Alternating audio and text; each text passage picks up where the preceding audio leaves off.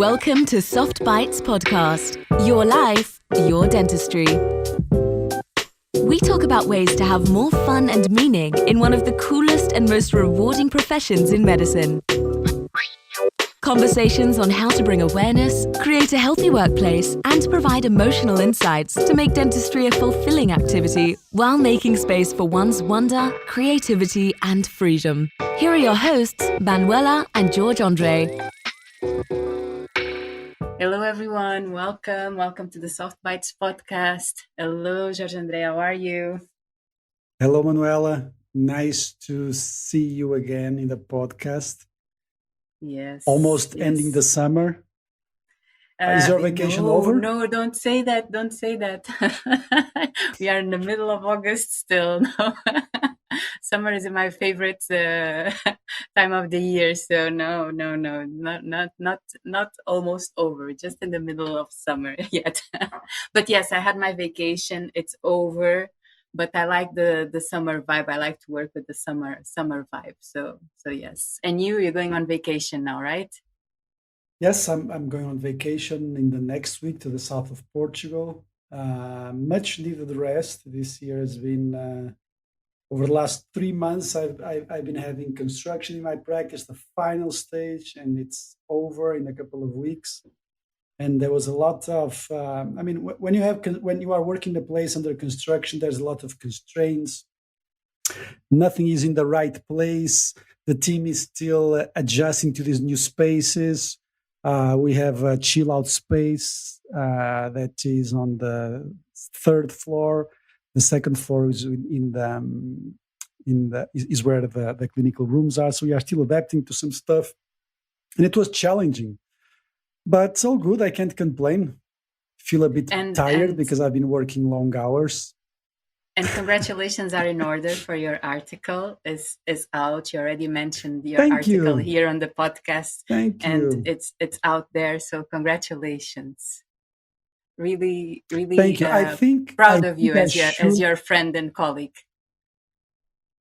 I know. I should also be more proud of myself because the article came out and I haven't been paying it due attention. I mean, I've been having a lot of requests for sharing the article and some very nice feedback. And I should make a mental note to celebrate it more. But there was so much stuff going on in my mind over the last months that that was a little bit placed aside. So, but that was very good. It was something that I worked for the last 3 years, and it was very good. It was a very nice accomplishment. There were a lot of Portuguese people involved. Doing a 3-part article on the top magazine today is not easy at all. And yes, I think that I should be very proud. Yes, you know that clip of Snoop Dogg that is making a speech. Yes, I want to congratulate. First, I want to congratulate myself. Is something like that, right? No, actually, it was at last. Basically, he was thanking everybody, and at the end, he said, "And I want to thank me." And yeah, I think that I think that sometimes we forget that, especially when we have a lot of stuff going on, which was my case. But yes, and I think that in this after the construction is done, I think I'll be more focused on that and maybe integrating more and being aware of the impact that the article has been having, and celebrating very also. Good. Yeah. And celebrating yourself. And celebrating, yes. Yes. Yes. Okay, so today we're going to talk about actually about balance. So how to create balance and healthy working hours for your office, because sometimes dental clinics are known to work from 9 a.m. to 9 p.m. Sometimes it's like you have an hour to get to the practice, but you don't have an hour to leave the practice. I know many colleagues that still work like that. But things are changing. I think that nowadays this is less and less done. But Yeah. it's still done, at least in Portugal. An For issue. example, my Yeah. experience in Yeah. Belgium is a little bit different. We're going to talk about that, and the differences of countries. But nowadays, and we also talked about this when we talked about the newer generation. So Exactly. I was and thinking about that. yeah, there's more concern about your work hours, and there's more respect, because I think there's more awareness about the need of boundaries in order for you to be able to also have time for the other part, for your family, for your social life, for taking care of yourself, Yeah. also for going to the gym, to whatever it is that you do that you need to take in order to take care of yourself. So how can the question here, and our theme for today is, how can we create balance and healthy working hours for your office when you work in a dental clinic? And we started this conversation by talking about your article, and we're congratulating you about your Yeah. article. And I think this is a very important thing on dentists, is that the work is not over when you get up of the chair, right? So you have your working Yeah. hours when you work in the patient's mouth, but there's a lot of work Yes. besides that. Outside. So outside that, so tell me, how do you create your balance Yeah. for your working hours in the different working areas that you have, and how you do that in your practice, because you are a dental clinic owner, so you also have Yeah. to manage that for your employees and colleagues. So these are completely two different areas. So one, it's you, and the Yeah. other one is your practice. Yeah. Yeah. It is. It's. I think it's a very, very important theme that we're going to talk about today, because it's very central in our lives, right? And I think that the time that you spend working in the practice and outside the practice is really affecting our life quality. For example, let me talk to you about my day today. And I was telling you that over the last months I've been working long hours, and not necessarily in the practice, because, for example, today I worked in the practice in the morning. I saw 3 patients.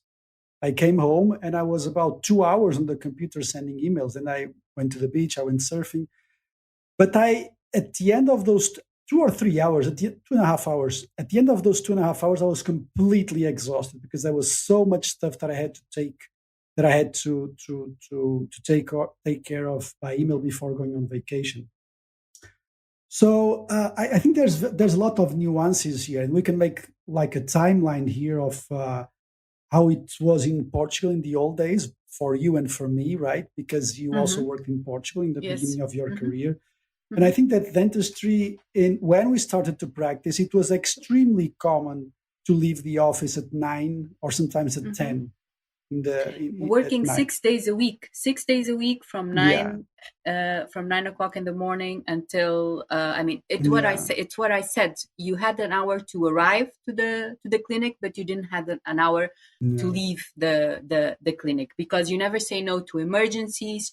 Usually yeah, the appointments will be late, because you had like half an hour yes, appointment. So it was normal, it was yeah, considered to be normal that you were maybe sometimes 1 hour, 2 hours late. So if your last yeah, appointment is at 6 o'clock, that means that yeah, that patient that was at to be seen at 6 o'clock would be seen around 7:30 sometimes.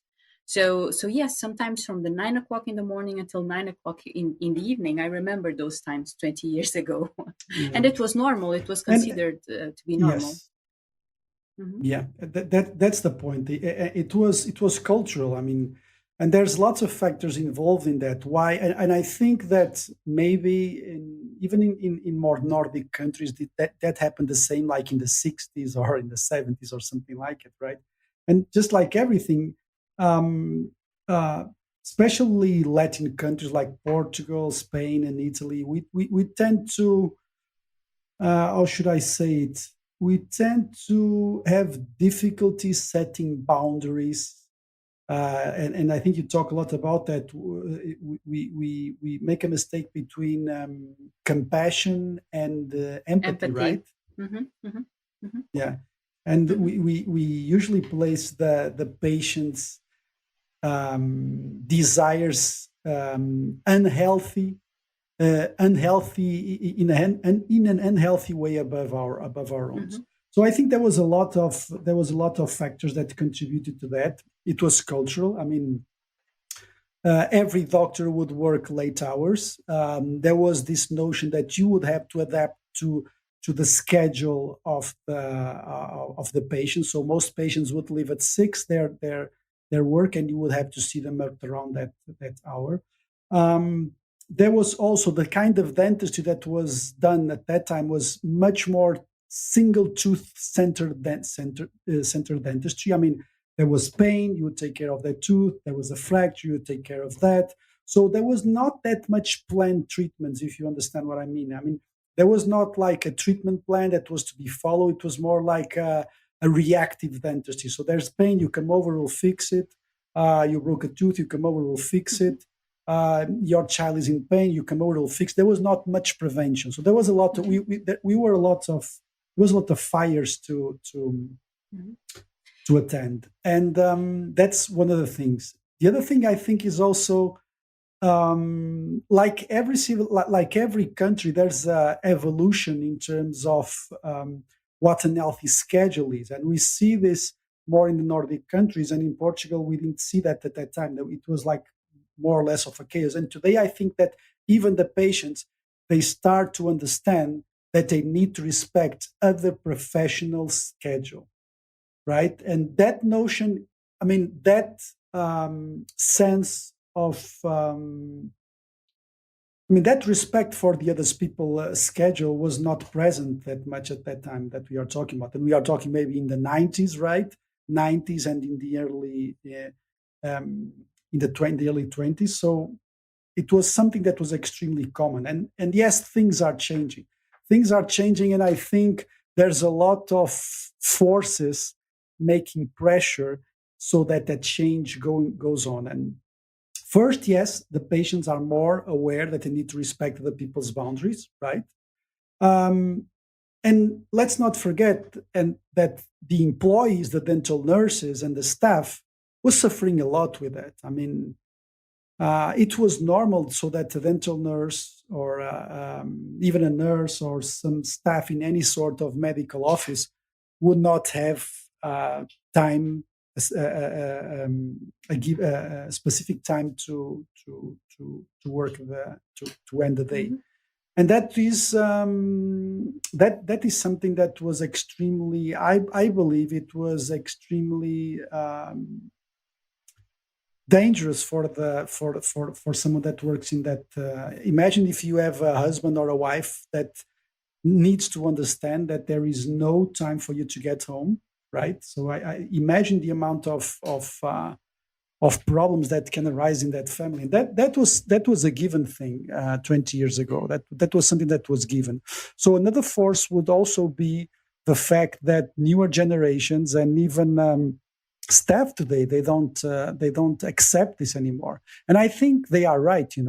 I think it is important to set boundaries, and it can be a little bit problematic for people that were used to work in a given schedule like 20 years ago, and then they need to adapt because there is no way that these newer generations would accept to work without any sort of provision for the end of the day. There is no way that this could happen. So yes, there was an evolution, and the evolution has several causes. All of them, I think, they are positive and they are legitimate and they are understandable. I mean, for the dentists, because they understand they need to have some balance. They understand that the dentist that is practiced today needs to be scheduled, right? Of course, there are emergencies, but there are not as much as it used to be. But the dentistry that we practice today is a planned dentistry, something that needs to be scheduled more than a reactive dentistry. and also because of the staff. I mean, the staff also is not allowing that to happen, and I think that this should not be seen in a negative way. And also the patients, I think that the patients are more understanding than that. But the patients, and we'll talk about that, we have to understand that if you allow an extended working hour for your patients, they will take advantage of that, because they are paying, and they are less sensible to that. They are less sensitive to that, and I think there's also something that we can talk about. But tell me, what was the big difference when you started to work in Belgium, when you left Portugal, right? And you start to work in Belgium. What was the comparison between what you did in Portugal and what was happening in Belgium, and when was that? I have to say to you that one of the reasons why I decided to look for work outside Portugal, one of the reasons was the working hours, because at the time I was already I already had made a change in my life, that I was only working 4 days and a half. So I was working from Monday to Friday, and I was not working on the morning of Wednesday, because I inscribed myself to learn a new language and everything. So I decided, okay, I'm working 4 days and a half, and I managed to make that change.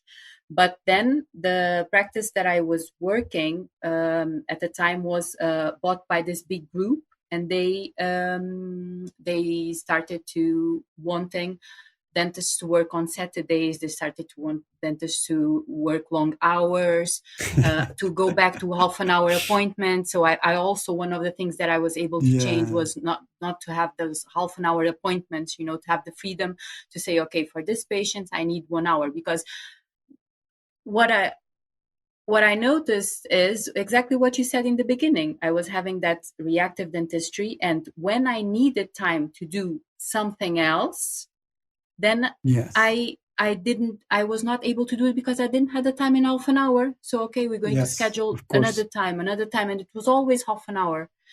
And I was able to change that also in my way of working. So I was already working in 2014. I was already working, not having half an hour appointments, was being able to have the freedom of having more time for the patients according to the treatment that they need.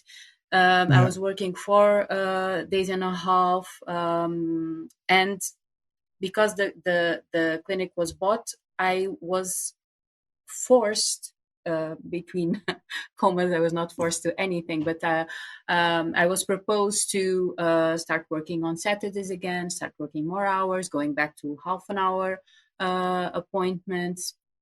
And I said to myself, no, I'm not going back. I'm not going back to what it was, because I this is not the dentistry. I'm not. I was starting to, again, reaching the end of the day, not feeling happy about my work, and I knew that it could be different. So I was not going back. So I remember at the time I spoke to a friend, a colleague that was already working in Belgium, and she told me, look, here you still have that. So you still have working schedule that it's only in the week. No one works in the weekends. Last appointment is at 5:00. Most of us only work 4 days a week. No one says how much time you can. No one obliges you to have half an hour appointments. You make your own agenda. So that is still here. You still have that. So that was actually my main reason to look for work outside of Portugal, and that's what I went to. Actually, only one interview in Belgium, and I got the job, and I moved. And yes, it's true. So in Belgium, and this was back in 2015. That's when I first started working in Belgium, and at the time there was already the beginning of the 4 days work week. So Mm-hmm. you started with the 5 days, but then it didn't took long. So 1 year, maximum 2 years, and you make your agenda and you can move for a 4 days work week. But it's important Yeah. to know that the 4 days work week is, again, clinical work, when you work in the chair with your patient. So you still Mm-hmm. have the 5 days, but you consider the other day for you to do all the other work that you have to do as a dentist. So your Yeah. treatment plans, Yeah. your emails, your bureaucracy, your accountancy, all of that, even if you are not Exactly. Yeah. a clinic owner. Okay, so I'm talking about, when I say that in Yeah. Belgium, dentists have a 4 days work week, I'm talking about clinical work. If you Yeah. don't own a clinic, so the 5th day is for you to do all the work that it's not Yeah. in the chair. If you are an owner, a clinic owner, then you have even less time on the chair usually. So you work three Yes, days I and you have understand. 2 other days to work Mm-hmm. with everything that you need to do in order to manage a practice. So Yeah. and the hours that you work are also very very very strict. So usually Productive. Yeah. clinic starts or at 8:30 or at maximum 9 o'clock in the morning, and then the last appointment is usually at 4:30, so that at 5 o'clock Mm-hmm. you are ready, because of course then the assistants still have to manage everything in the clinic. Yeah. But usually no one um, no one works more than the last appointment. It's 4:30, and if it's like an half an hour appointment. Yeah. Some emergency, some So really. Yeah. yeah, yeah. Yeah. So, and this is One, very one other. yeah. Tell me. Yeah. Yeah. Go on. Go on. Sorry. No, I was just saying that no one asks. So the patients are used to this. So no one asks for, Yes. but I only leave at work at 6 o'clock. Can you arrange an appointment for 6:30? So no one asks for that, because they know that that does not exist, and that does not exist on that clinic and on the other clinic on the side, on the other clinic on the other city. So it's everything is very well uh, managed in the Accepted. way that, yeah, that everyone works according to the same rules. Yeah. Yeah. And also on the weekends, what they have is like they call it there's a watch dentist that it's so we have to Mm-hmm. do one Saturday or one Sunday a year. So Per you month inscribed or a yourself. year. Yeah. So that's Yeah. it, an emergency dentist. So for the Yeah. emergency. So in every city, if someone has an emergency, it's like a pharmacy, the system of a, Yeah. of a, a pharmacy of duty. Yes. Mm-hmm. And so Mm-hmm. and of course it's only for emergencies, because you really have to describe everything that you do and to justify everything that you do. So it's really only for emergencies, and people know that they have to pay not only for the emergency treatment, but also for a special fee for going into the emergency on that weekend. Yeah. So I think that, because everything is very standard, so everyone Yeah. is working according to these rules, things are much much easier. Yeah. So it's not like Yeah. you stopped your practice, you closed the door of your practice at 5 o'clock, and your neighbor closes at 8 o'clock. No, everyone ends at the same time. So I Yes. think that makes things And that much much easier. much easier, right? So yeah, that's why we see that there's a big cultural difference between some of the countries where things are more standard, as you say. A couple of things I from what you said was that you said that when you went to Belgium, you saw that things were very different, of course. And I would just like to emphasize how important this issue is, this scheduling thing is, because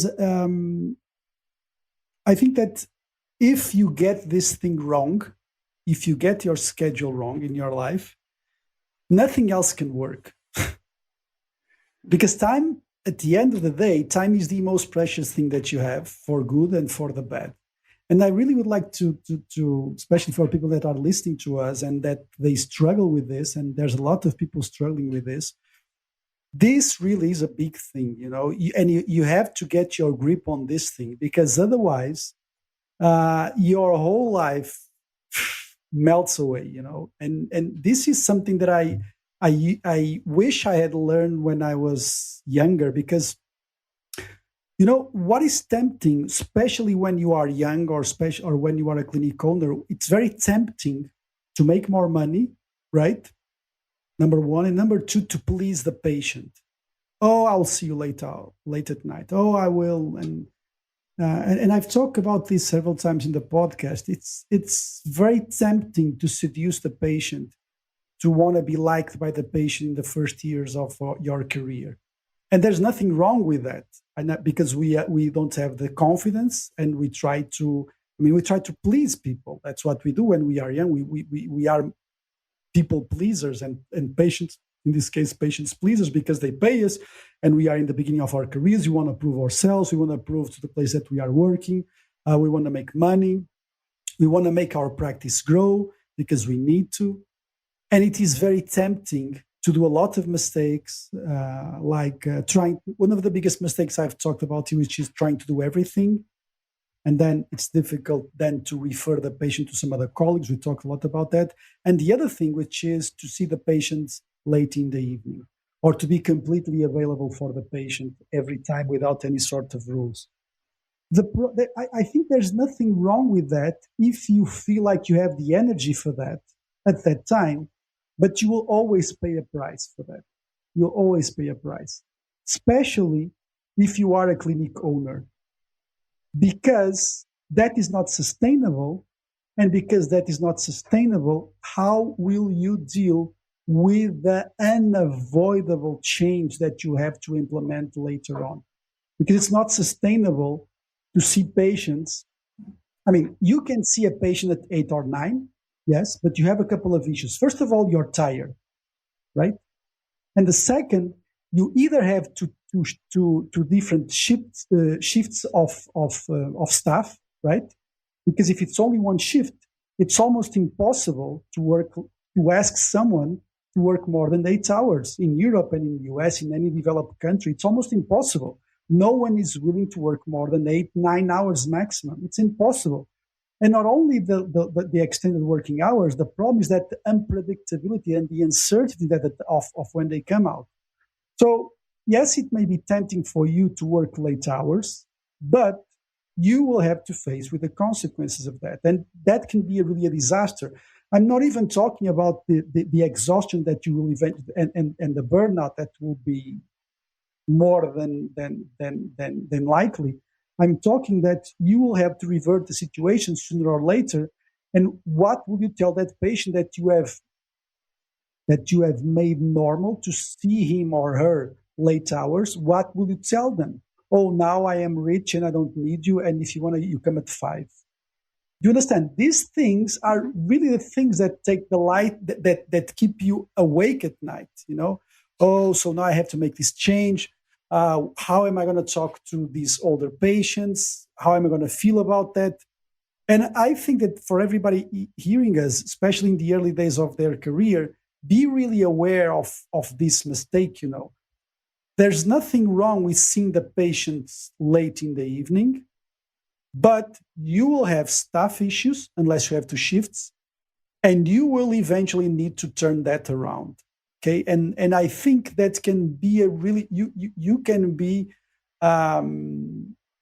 being between the sword and the wall. It's going to be a very difficult decision once you realize that is not sustainable, and you may do that for maybe 5 years, some people 10 years, and if you are really, really a warrior, you may eventually do like for 15 years. But you will eventually crash. It's impossible not to crash. And I think that especially Today, the way that we live, because we look at the side, we look at social media, and people have vacations and people have like a, let's say, normal life, right? And we want to have at least a balanced life, right? And it's not sustainable to be working more than, I would say, in the practice, 8 hours in the practice is, in my opinion, the absolute limit. And I don't think it's even possible, because today, as we were saying, with the planned dentistry that we have, you need to have time to work outside the chair. You need to have time to do treatment planning. You need to have time for email and communication with the lab, email and communication with the teammates, because as we've been saying in the podcast, there is no more unidisciplinary dentistry. I mean, everything is multidisciplinary. You have to do meetings. You have to send emails. You have to be focused, ordering material for the implants, for the lab, photography, video, etc. So I think that you need to think about all that. It's not possible to see patients in long hours. It really is not possible, and the staff is going to be completely mad at you. Well, you may say, well, but I have this old lady that works with me, or I have this person that works with me, and she's single, and she has nothing else to do except work. Yeah, she's single now, but she'll find someone else, right? Or he will find someone else, and that's not sustainable for them either, you know. And think about that. And if you are doing this mistake, imagine what you will have to do, the conversations that you'll have to have with the patients to change that, because that will take you, that will cost you a few sleepless nights. Trust me. And I've been there, and it's not a good place to be. You know, it's not a good place to be. And I've made that mistake, and this is probably one of the biggest mistakes that I've done in my clinical practice. And of course, that, like you were saying, if you are a practice owner, you need to work even less hours. Yeah, you need to work even less hours, and even the burnout. Yes, if you are someone like me, I am a horse of work. I am like a power horse of work. I mean, if you let me, I would work 16 hours. If there's nothing else to do, I'll sit down on my computer, I'll write the articles, I'll send the email, I'll anticipate stuff, I'll think about podcasts, I have no limit, you know. And some people are different than me, of course, but it's very easy to become a workaholic and become obsessed with work, you know. So I think that the best advice would be, okay, how do I want my life to be? Which I think this is what you did yourself, Manuela. Maybe you just have a crisis or something, but even if you don't have a crisis, you just have to look at the future in 5 or 10 years and believe, how am I going to live this way? You may be single now, but you may be married in 5 years. You may be single now, but you may have a girlfriend or a boyfriend in 5 years. Will they tolerate that? And it's not only the late hours, it's that unpredictability. I mean, you will not be able to book a dinner. You'll not be able to book a concert. You'll not be able to book a weekend, a flight on the weekend.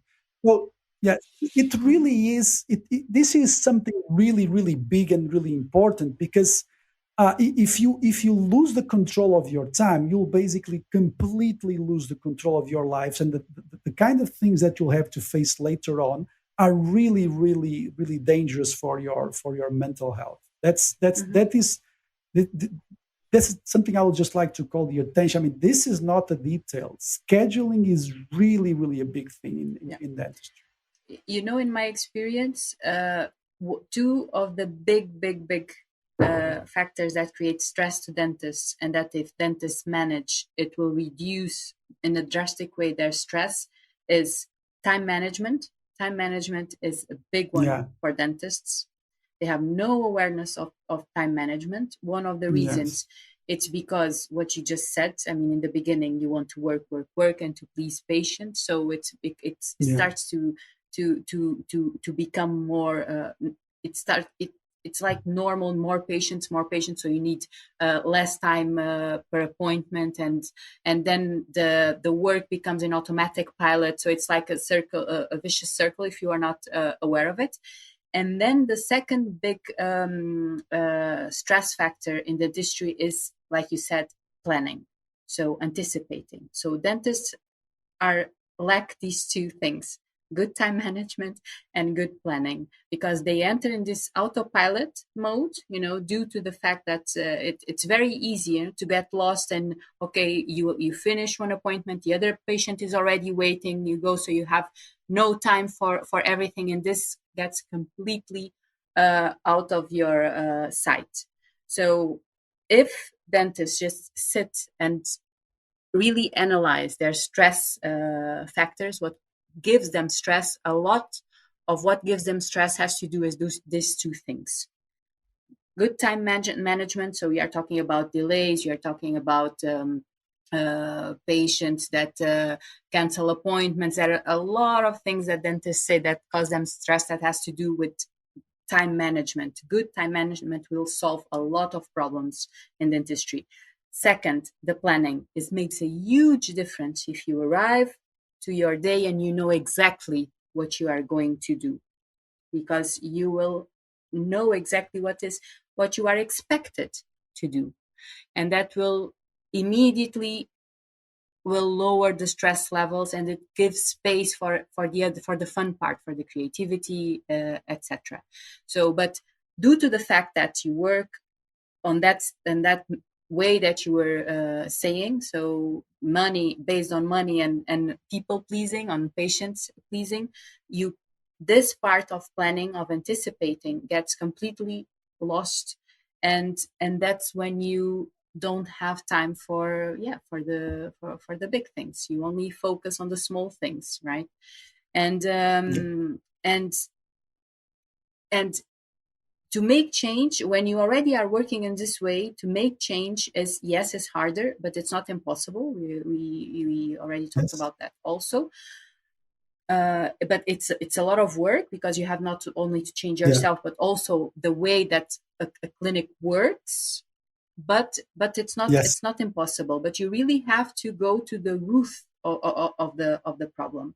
And if you work on good time management in a clinic, and good time management, and on planning, so on anticipating how your days are going to be, how you want your days to look, how really also it has a lot to do with what you were just said. You really have to be aware of your energy, because a lot of procedures in dentistry demand a lot of focus and mental effort. You don't want to do that at 6 o'clock in the afternoon, when you're already tired, and because you should reserve your best hours for that, when you can operate at your best, because we are not at our best. We cannot give 100% of ourselves in every hours of the day. But what I still am surprised is how dentists still are not aware of this, because these are basic things. If you think about it, I am not at 6 o'clock. I'm not going to be at my best. Why am I seeing this at and I'm saying 6 o'clock. I'm not saying 8 o'clock in the evening. But I don't know. I think for me it has to do a lot with, it's very easy in dentistry for you to follow in the autopilot mode, when you are aware of yourself that 20 years have gone by, and it's very hard to change. Why do you think that this happens?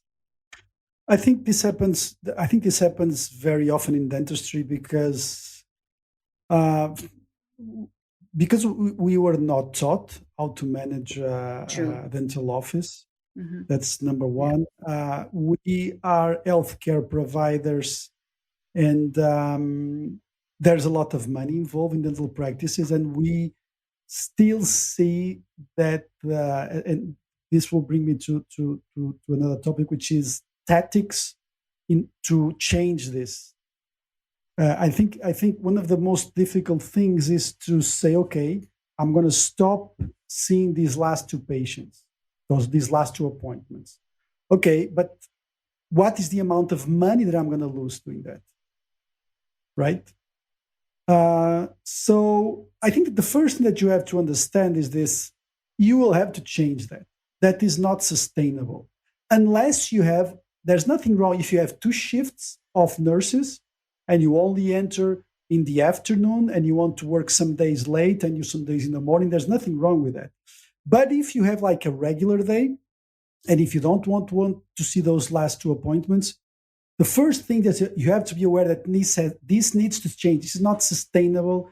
This is démodé. This is impossible. This is impossible to you cannot subject your dental team to this. And this is the first step. This is because you we're have going stop to it. work in a burnout culture. So Yes, basically, and it's Mhm. no one will be will be at the reception with a happy face at 7, getting a patient at 7 or at 8. No one, right? It's impossible unless you have shifts, of course. But I'm just talking about a full day regular practice. So I think the first thing is that you have to be aware that this needs to change. You have to change this. Okay. The speed of that change, as we talk, we don't believe in drastic changes, but there needs to be a plan doing that. And the team needs to be involved, right?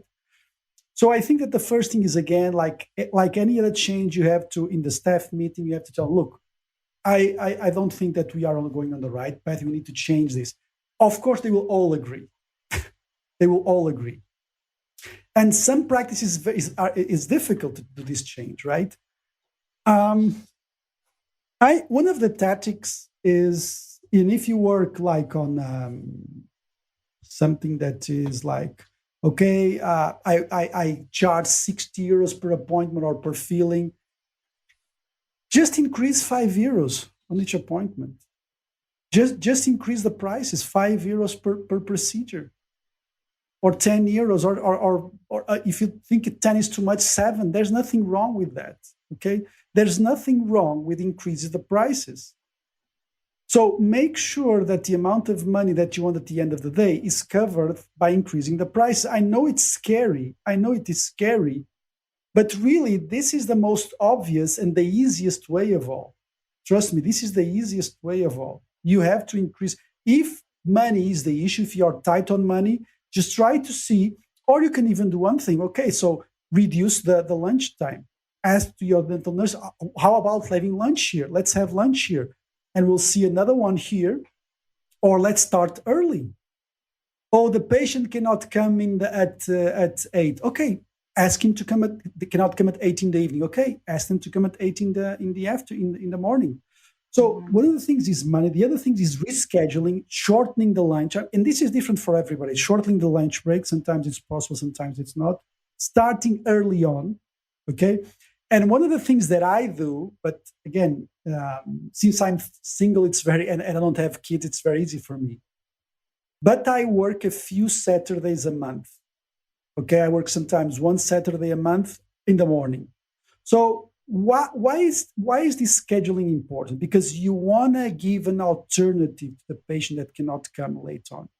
And that alternative can be lunchtime, early morning. Okay, so come early in the Saturday. Oh, I have something with my kids. Okay, but we gave you the opportunity to come early in Saturday.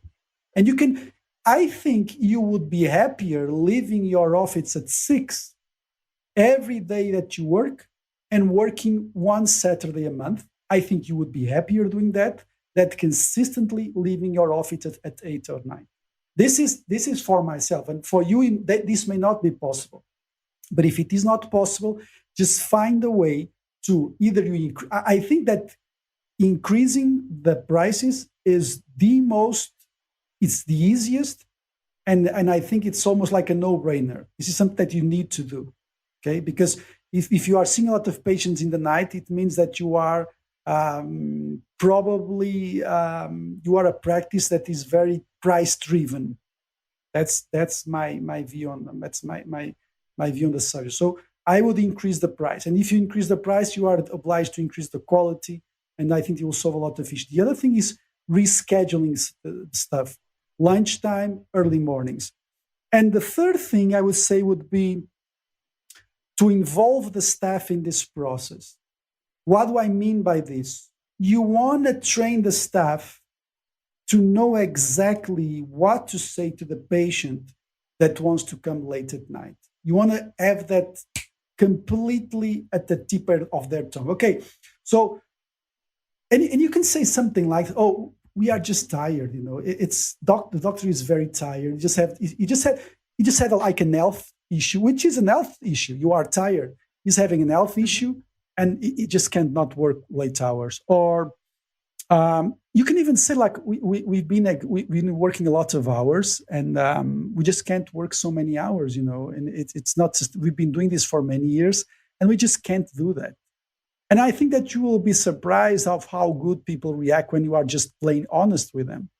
We are very tired, and we just can't continue on like this. I mean, we understand we've been doing this, but now we have the alternative of one Saturday morning, or we have the alternative of starting at 8, or we have the alternative of coming at lunchtime, or just say that you just don't have any alternative.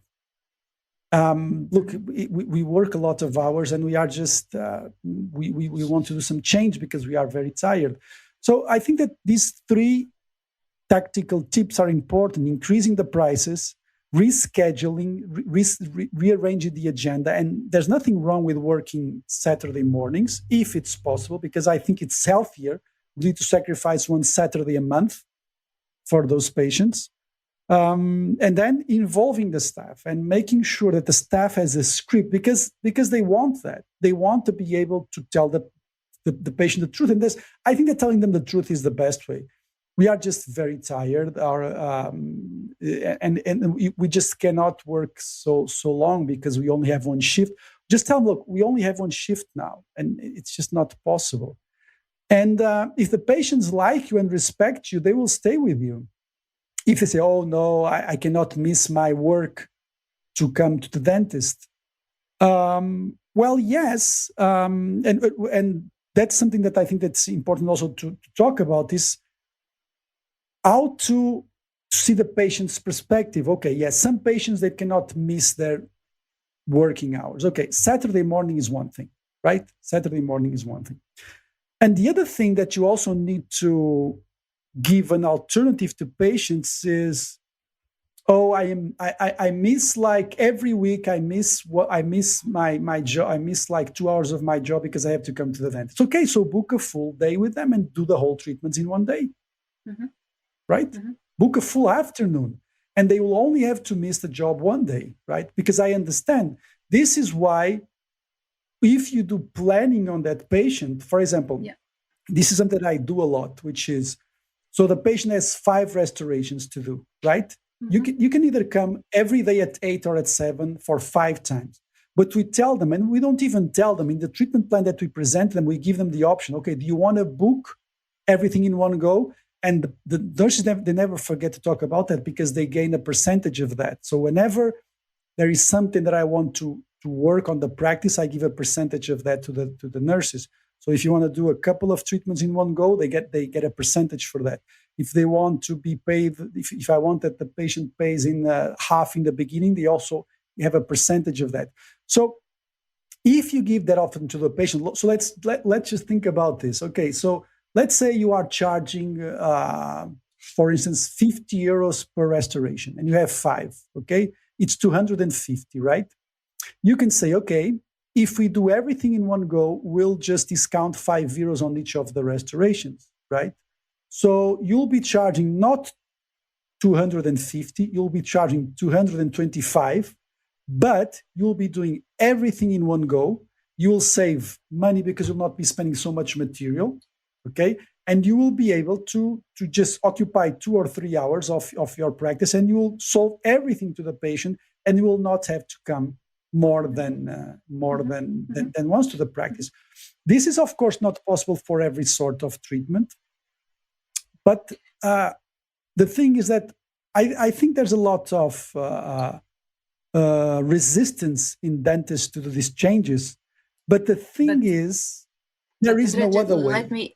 Let me just say what you said is so, because what you said is so important. When you do the planning, you give not yourself the opportunity to plan everything and to know what you are going to do and what you're going to be looking at in the next appointment, but also you give the opportunity for the patient to plan his life just like you said. So it's so important. This it's completely different than for you to arrive in the morning and say, oh, what do I have today? Oh, but this is what he's coming to do today.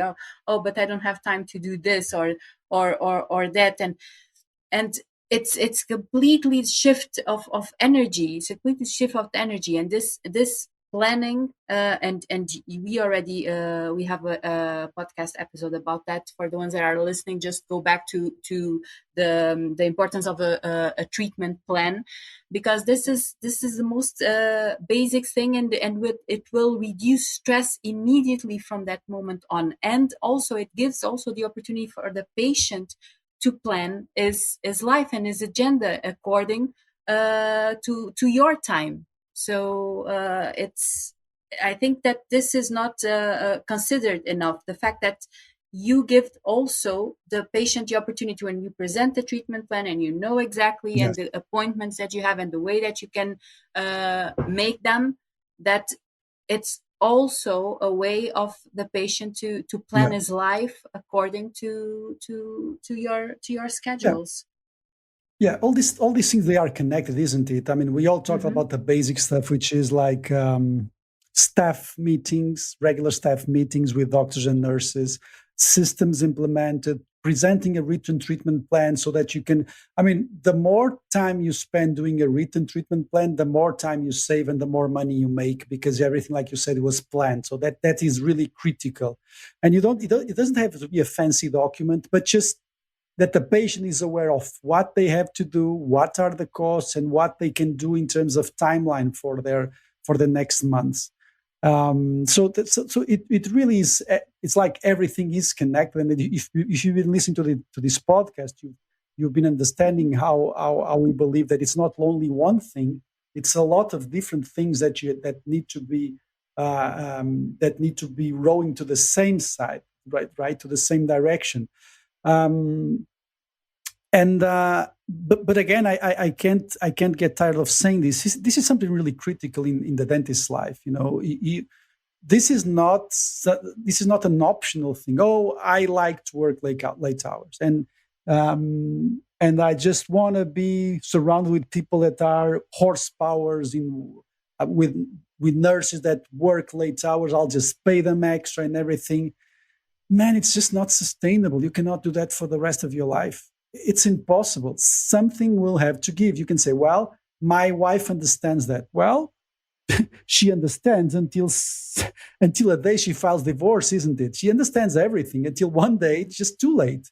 Or till one day that you just realize, well, I haven't been seeing him. I've never been to any of my son's ceremonies or concerts or games or everything. I mean, it's just not sustainable to work late hours. It's you may find it sustainable in the first years. You may get an illusion of that, but you will pay that price, and you may eventually not pay the price now, but you will pay it later on if you get that. And I know so many, and you, Manuel, as well. We know so many dentists that have this problem, that they reach their 40s, or they're sometimes not even their 40s, and they realize they are just trapped in the decisions that they made a few years before. They are just trapped because the market changes. Now all of a sudden you have to do a different sort of dentistry. You have to think about veneers. You have to call an orthodontist. You have to think about the periodontist. You have to think about the implant surgeon. And you just cannot see patients. You cannot book the same amount of time for every patient. Not even 1 hour for. If you tell me that you are booking 1 hour for every single patient in your practice, there's something wrong. Because a lot of the procedures that you are doing is going to take 2 hours. Implants, perio, and this is done in even some small offices. These are things that need to be done, and the patients want that, and the patients need that, and the dentists are technically capable of doing that. So the way that we practice dentistry today is just completely not sustainable. It's not for you, nor for the staff, and I think that for the staff, we need to go a little back, Manuela, to that episode on the new generation, Mm-hmm. and I've been working with people in their 50s, 60s. I'm working with people in their 30s and in their 20s, in their 40s. And I see, and I also understand that they see in myself the willing to answer to go this way, right? So they I think they're on my side here. That's what I truly believe. But if I cross the line in one day or so, it's not that they are mad at me, but I can completely feel that their energy is not. I mean, they are not mad with the person, but it's not healthy. It's not healthy. What And you, like what I you said, mean if you have cross? to What you shift, mean that's cross one the thing. line? Cross the line in terms of time. Ah, In terms okay. of time, if I just extend the procedure, I mean, I want them to be out of the practice by 7:30 maximum. That's what I want. I want to have like 8 hours and 7:30 maximum. And I think that it's not if you and you have to consider that it's very likely that you will hire someone in their 20s or their 30s. They are just not willing to go through this. It's just not.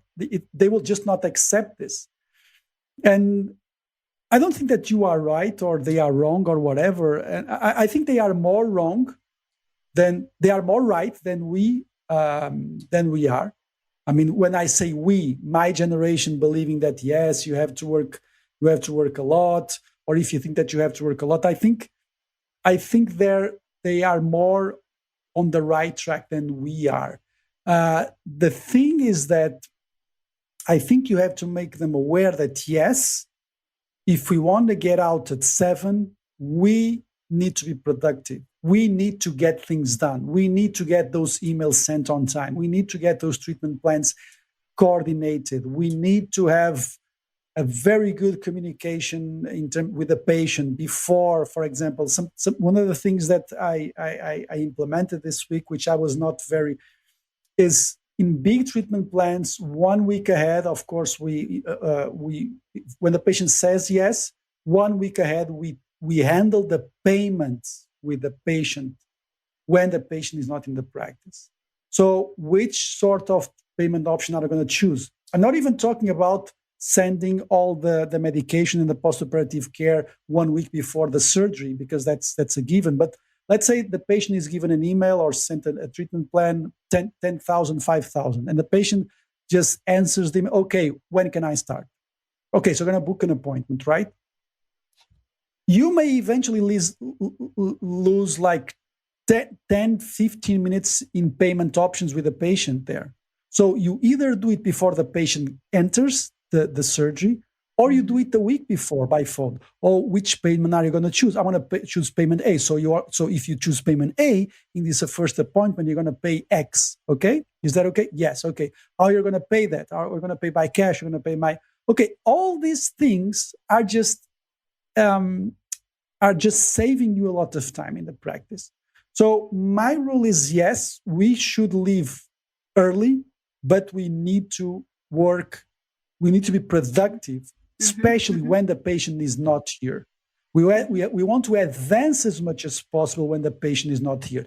Everything that can be done without the patient in the practice, like, for example, sending them by mail the whitening trays, or payment options, or treatment planning, or postoperative care, everything that can be dealt before the appointment should be dealt before the appointment, because we want the patient to get in, not wait too much, get the thing done.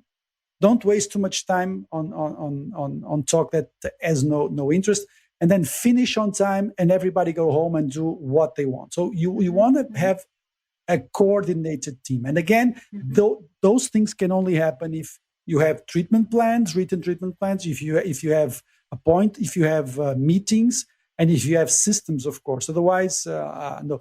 But like I was saying, I think that we need to talk a little bit about this new generation's insights and this new generation's way of seeing their life. Because, like Gary Vaynerchuk says, he says they are not lazy; they just have a lot of options. What's Yeah. your thoughts on that? Yes, yes, I totally agree. I think that I give you an example. There's an exercise that I make when I work with a colleague of our age or older. That I know that I work with a younger colleague. I don't have to make, which is the exercise of you putting on your agenda everything that it's outside from work, but it's important to you. It should be on your agenda. You should prioritize those things the way that you prioritize your work. So if you run, or if you go to the gym, or if you do yoga, for example, I'm talking about sports, any activity, sports, it has to be on your agenda. You know that on Monday morning from 8 to 9 o'clock, or whatever, you're going to be doing that. In our generation or older, it's very hard for them to do that, and I suggest that they never done that. It's something that they are like, what? I mean, their priority is work, and that their agenda is work. Everything outside from that is everything outside from that, but the priority is work, and the agenda means work. So they start by small steps, small. Okay, so this week you're going to choose one thing and you're going to prioritize it. And the funny thing is that after a while, their agenda of work is completely different, because they realize that after a few time of doing 1 week, okay, this works. I enjoy doing this. I enjoy having this time to take care of myself. I never even I worked with the I'm working with a colleague that, for example, her time was to read, because she didn't remember the last time that she had time to actually finish a book. So just by the time of being on her agenda and having half an hour to do that every day. So in 1 month, she finished 3 books. So it's huge. She said, okay, this can be done. I'm going to start making more things. With the younger generation, this exercise makes no sense, because they already do this. So everything that they valued, everything that they enjoy doing is already in their agenda, and they feel that they have to have time to do it in order to have that balance that we are talking about. So it's like um,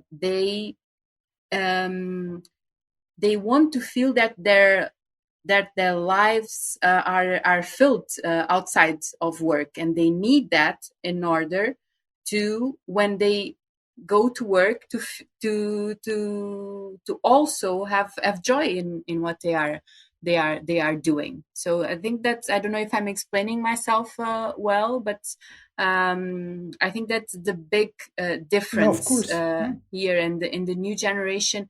They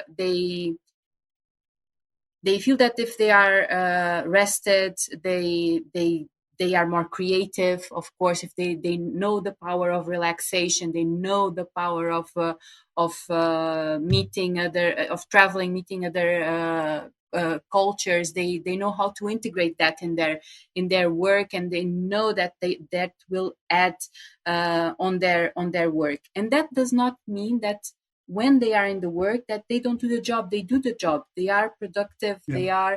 They are effective, but they are much better than us on boundaries. And those boundaries have to do for making time to the other things that they feel important. To fill their cup. That's Yeah. an expression that a colleague used the other day when she was talking to me. But we did, for us, it was work, Yeah. work, work. Everything outside of work doesn't. I mean, it was something that I also had to learn how to do. To prioritize the tasks that And make me feel balanced. yeah, Yeah. you Hmm. know what I think, which is also good advice for people of our generation and older, which is don't try to fight this trend. Don't criticize them too much, because whenever, well, actually, we should have a podcast on how to stop the habit of criticizing anything. That's a good taste. I think that's an amazing exercise. But for this case, I see a lot. Well, even at last week, and this is just to finish because I think that we've covered some very important stuff. Last week, I had someone in my chair. It was my age. It was my age or something. I think he was probably younger than me, and he was a consultant of. He basically was a consultant and a so basically he would get you would find for big companies high profile people for top positions, Like a like headhunter. really, yeah, really. Mm-hmm. We are talking about getting the best guys for some of the biggest international companies. And he was telling me, oh, I was on vacation and someone called me and they just said, oh, we need in 1 week we need to get this CEO for this Israeli company. Well, but I'm on vacation. The guy was, I'm on vacation. How can I? Well, you either do this or we'll just lose the job. And I think this is really a toxic culture because after that, before that, the guy had told me, I don't understand this new generation because they want to reach 5 and they just want to go home. And even yesterday, this happened to me. Someone called me from Israel and saying that if you don't find them in 1 week, we'll lose the job. And I was thinking to myself, how toxic is that whole thing? Because this guy feels completely trapped, isn't it? Mm-hmm. Mm-hmm. He says, on the one hand, maybe he understands this newer generation, but on the other hand, the pressure is so high from the other companies, is so high that he just feels trapped. And I think that there's only one solution to that.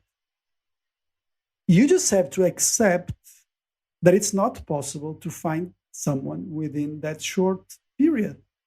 I think you just have to tell them, look, I'm going to do a nice job for you and I'm going to do my best, but I will do my best. But I just can't promise, because if you want someone good, you know that good and fast and easy, they are just not compatible. And I think that you have to, like everything in life, you just have to let go at one point. And this is why I think it's important that if you find yourself criticizing this younger generation, you really have to rethink that, because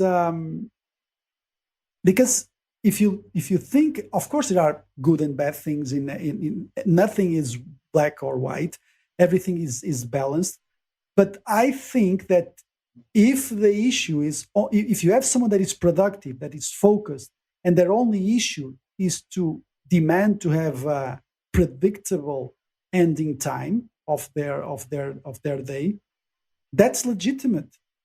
Mm-hmm. And you have to understand that, and you have to let go all those things in your head that made you believe that you should be like a horsepower of work to work until 10. You have to let that go, because that is not sustainable. That will eventually lead to a lot of issues at home, in family, in your own mental health. So my advice, if you find yourself criticizing the younger generations, I mean, I think that you have to let that go, and you have to go deeper in that and try to understand what is happening, and evolve yourself, and just see if you can stretch your mind a little bit, because otherwise you'll just like be this old person that is talking bad about everything. And these new generations, they have many things that they are right. They are better than us in many things. Yeah, I mean, you just described a burnout culture, right? Where it's just hustle, and you sometimes you even, and I watch it in some practices, that you even the only way of you retain employees is like money-based blackmail, like where else are you going to work, or are you very lucky of working here, and but those things are over. That style is over.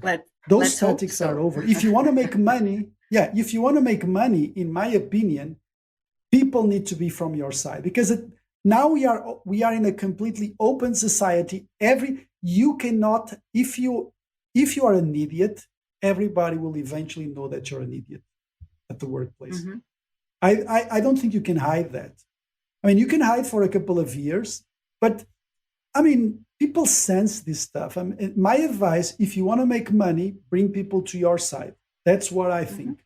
I don't think that today you can make, I mean, especially dentistry, people need to be cared with a great level of attention and focus. I mean, if you have like a low cost restaurant, I understand that you can just explore people. People go there for the prices, and if you want to go for that's one thing.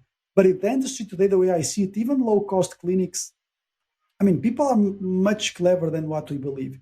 If you don't have the team on your side, they don't have to like we said. They don't need to feel. You don't need to feel like a family, Yeah. but there Yeah. needs to be Mm-hmm. respect, and Mm-hmm. people need to help Mm-hmm. each other. And if you don't bring people to your side, if you don't let go that habit of criticizing younger generations, I think that you will eventually lose more money, you will eventually lose more life than if you if you think about the situation in a more productive way.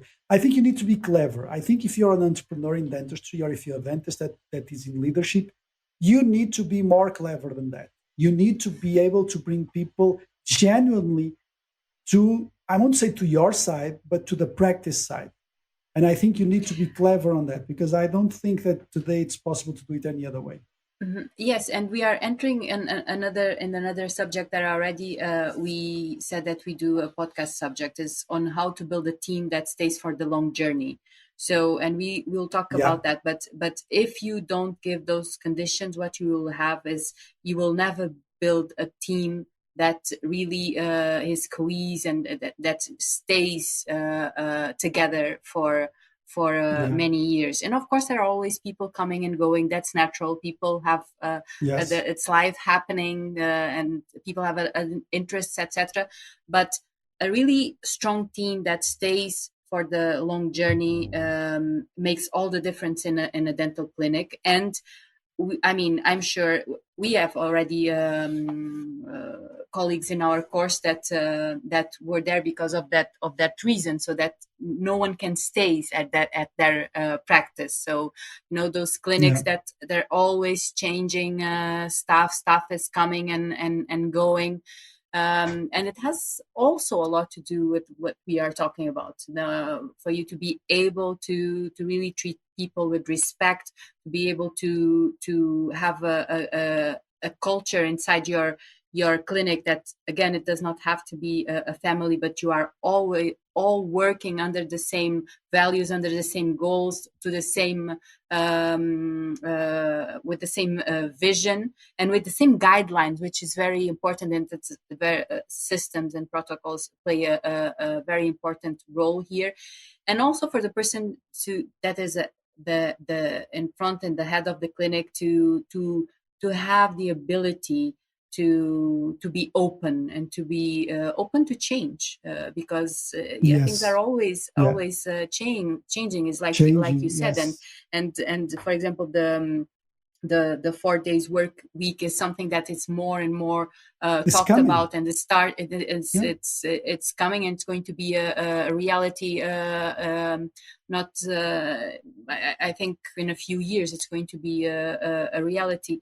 And the more resistant you are to change, and the more you adopt this place of just being a critic and not bringing Yeah. something new to the table, the more you're going to be isolated. And dentistry is already a profession that creates so many isolation, that if you Yeah. resist the change, and if you all you do is to criticize this younger generations, like you said, then you'll be missing out a lot of you're going to be missing out the Of joy learning you're going and to be missing out changing, the the joy joy of of changing, hmm and the the joy joy of of having a changing and team that evolving. that really Yes.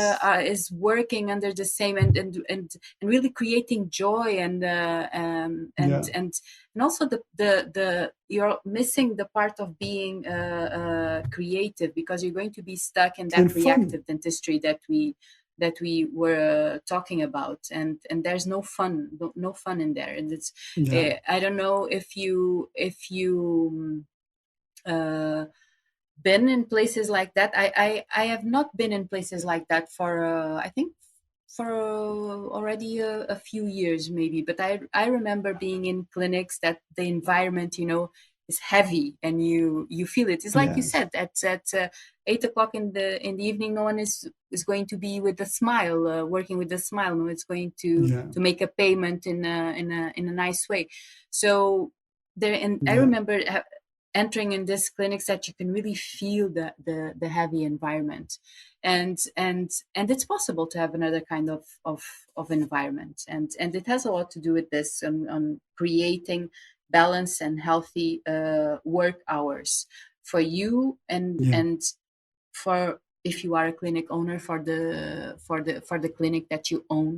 And if you're not a clinic owner, to be really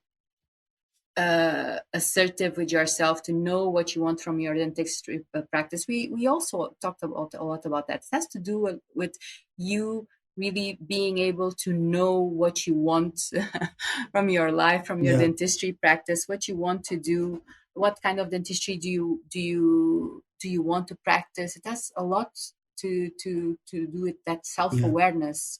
Also, I read a very interesting article. I will send it to you, and I'll put it on the episode notes, of an English doctor, saying that he wrote a paper on, his belief that self awareness is in the roots of the professionalism Of course. in medicine. And he gives a couple of questions, like, what are your values, what is your goal, As about a medicine. professional in person. Yeah. And what I see, and it's like, dentists don't do this work. So this is very, very needed, and is in the root of all of this work of creating balanced working hours. So Yeah. thank you so much, Arjun. I don't know if you want to say something That else. was a good one. No, I Thank you. think that we covered a lot let of me stuff. let me just say that all of this that we talked about, we also discuss in our conscience leadership course. The next edition is going to be in October in Sagres. Again, it's going to be the fourth edition, and in the course we give all these questions to dentists and to colleagues, and we make them think about all of these Yeah. questions, going to really to understand what they want from their dentistry practice, and then giving them the tools to put that in their practice in a very practical Yeah. way. Because we have the templates. You give everything that you built on your Yeah. practice. You give all of that, even what you just you talked about this on this episode, that your for example, your dental nurses are trained to, because you just talked about that, about the discounts that you make Yeah. when Yeah. the the treatment The is payment, made, when the yeah everything. at, Yeah. yeah, yeah. So basically, when the instructions of how the nurses need to talk to the patient, depending on the payment options, we go deep in all that thing, and I Hmm. think all of these statics, they pile up and they make your life much easier. Yeah. Yeah, much easier. And believe it or not, Georges Andre has everything written down, and everything he gives, everything. I already said Yes. several times in this Yeah. podcast, but the first time I watched you speak about all of these things, and the way that you had the manual of your practice, and the system that you have, and everything step by step, it's just amazing. So, and you give, and I already said you're very generous. You give everything away. So if Yeah. if you want, if you are dental practice owner, or even if not, if you are a dentist and you are interested to live your dentistry practice in a more conscious way, in a way that's more Yeah. according to your values and your vision of dentistry, just join us in Sagres. There's 3 amazing days. There are a lot of brainstorming. There's a lot of networking. So join Yeah. us and go to Yeah. This is softbites.online. Yeah. yeah. This is basically the course that we would like to have done Yes. maybe several times throughout our career, isn't it? Maybe when I would get out of the course, I would do that. 5 years later, I would do it again. 10 years later, I would do it again. 15 years later, I would do it again. Because Yes. what you get from the course is completely different depending on the situation that you are. And I think that it's always helpful. This is the kind of stuff that I wish that I was exposed to when I was younger. It would have saved me a lot of drama, honestly, and money. Yeah. Yeah. And yeah. So thank you so much. Thank you so much, Jorge and Thank It you was really again. nice. And And thank you everyone for watching us and listening to us. And we'll see you on the next episode. bye-bye. Bye bye, Andre.